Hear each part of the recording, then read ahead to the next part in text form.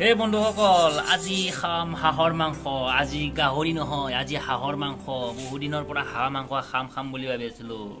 এয়া হাঁহ মাংস। এইখিনি হাঁহৰ মাংসত গৈছে মোৰ 300 টকা।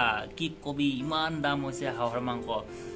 এইটো জলকীয়া বটি লৈছোঁ, বঢ়িয়াকৈ পিঁয়াজ কাটি লৈছোঁ। ইফালে আলু আছে, কেৰাহী গৰম কৰিম। ইফালে গৰম মছলা অলপ আছে, গৰম মছলা বটি লৈছোঁ। এইটো হাঁহৰ মাংস। হা আৰু ঠেং এক পিচ আছিলে, ঠেংটো ক'ত গেল বা? ঠেংটো একদম খাম। কাঢ়ি বহাই দিলোঁ। এতিয়া মিঠাতেল দি আছোঁ। বঢ়িয়াকৈ মিঠাতেল অলপ বেছিকৈ দিব লাগিব, নহ'লে হাঁহৰ মাংস সোৱাদ নহ'ব। আৰু অলপ দি লওঁ মিঠাতেল, হৈ গ'ল। তাৰপিছতে এইফালে বহাই দিছোঁ গৰম পানী চচপেনত। এতিয়া মছলাখিনি দি লওঁ। পিঁয়াজ দিছোঁ বঢ়িয়াকৈ,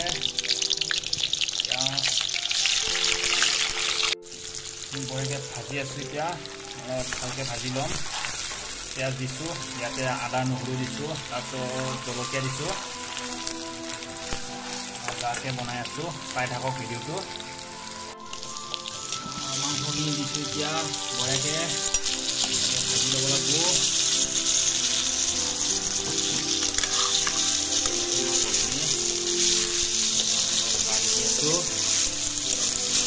ভাজি লওঁ বঢ়িয়াকৈ। আধা ভাজা হৈ গৈছে। এতিয়া বঢ়িয়াকৈ হাঁহৰ মাংসখিনি এতিয়া অলপ লাৰি দিছোঁ। মাংস বোলে সদায় অলপ লাৰি থাকিব লাগে সঘনে, তেতিয়া বেছি সোৱাদ হৈ গ'লে। নাজানো কিমান দূৰ সোৱাদ হয়, গতিকে খাই চালে গম পাম। সিজি উঠিলে আৰু তামাম খাম। এতিয়া আলুখিনি দি লওঁ বঢ়িয়াকৈ। আলু কেইটামান অলপে লাগে, আলু নহ'লে একদম সোৱাদটো মৰি দিয়ে। আলু অলপ দিলেহে সোৱাদ হয়। আলু দিছোঁ বঢ়িয়াকৈ। এতিয়া লাৰি দিছোঁ অলপ। আলুখিনি অলপ সিজি লওক। মাংসটো আধা সিজা হৈছে, একদম অলপ খাব পৰা হৈয়ে গ'ল আৰু। বঢ়িয়াকৈ হালধি দিলোঁ, এতিয়া নিমখ চিমখ দি ল'লোঁ। তাৰপিছত অলপ লাৰি দি আছোঁ। সিজিছে মোটামুটি, বহুতখিনি সিজি গ'ল আৰু একদম 70% মান সিজি গ'ল।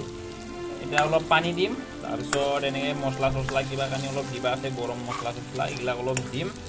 বঢ়িয়াকৈ লাৰি আছোঁ। এতিয়া বঢ়িয়া চেণ্ট ওলাইছে, এটা মজা গোন্ধ এটা পাই আছোঁ। খাওঁ লাগি আছে। ভালকৈ সিজানে না, নহ'লেতো খায়ে দিলোঁ হয়। তামাম তেল আছে হাঁহটো, একদম তামাম তেল।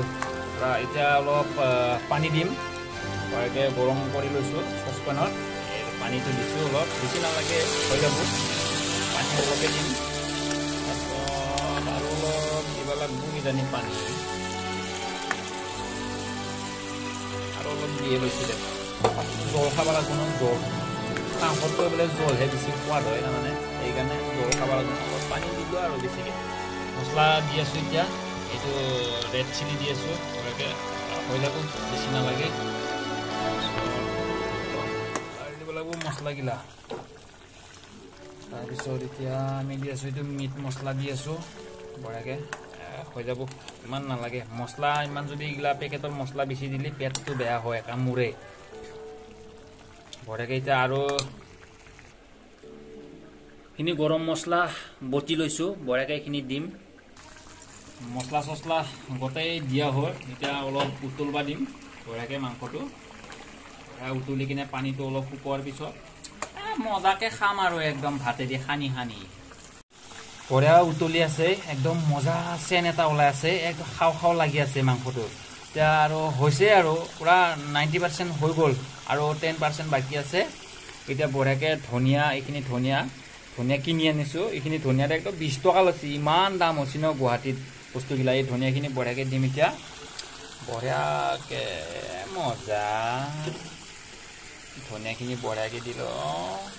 এই ধনিয়াখিনি দি উঠাৰ পিছত আৰু আমাৰ 100% হৈ গ'লে আৰু বঢ়িয়াকৈ এতিয়া খাৱাহে কথা আৰু ভাতেদি মজাকৈ খা। বঢ়িয়াকৈ লাৰি দিছোঁ, ধনিয়াখিনি দি দিলোঁ। তামাম জ্বলা হৈছে কিজানি, খাই মজা লাগিব একদম বঢ়িয়া, একদম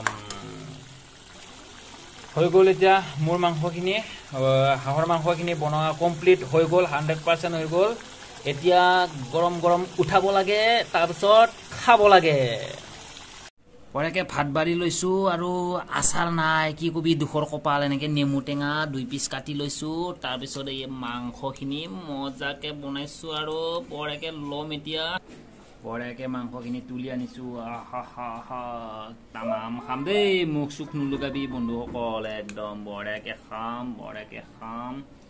ই হা জল লৈছো দেই জল তামান ভাল পাওঁ এই আলুও লাগে মোক আলু তামান ভাল পাওঁ আলু জল ইয়া এতিয়া বঢ়িয়াকে খাবলৈ আৰম্ভ কৰিম চাই থাকক বন্ধুসকল ময়ো খাই আছো আপোনালোকেও খাই থাকক যদিহে হাঁহৰ মাংস বনাইছে আপোনালোকে ঘৰত